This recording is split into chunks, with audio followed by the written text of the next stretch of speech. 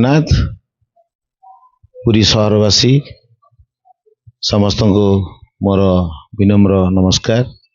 मु बाबला प्रसाद पुरी जिला पारंपरिक मत्स्यजीवी यूनियन सभापति। मु आपण मानकु समस्त को जगन्नाथ पाखे प्रार्थना करुच्ची ए वर्ष 2026 समस्त मंगलमय हो, समस्त शुभ हो, समस्त सुस्थ रुहतु, समस्त देश गठन पर कार्य करंतु। मु समस्त अनुरोध करी जे आम ये पवित्र पुरी सहर जेमती पवित्र ही रहिबो, परिष्कार परिच्छन्नता रहिबो।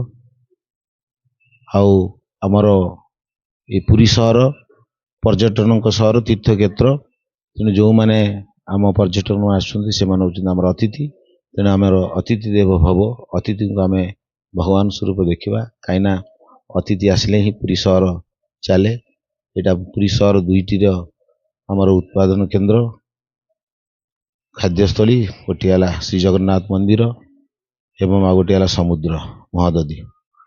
तेणु यही जो जगन्नाथ क्षेत्र एवं समुद्र महादधी जमी सदाले सबदाले परिष्कार परिच्छन्नता रहिबो एवं आगंतुक पर्यटक एवं आमर भक्त मानक आम सदा बेले सुविधा देवा, क्या ठकवा नहीं, समस्त को भल मनरे पुरी सहर परिक्रमा कर छाड़ा।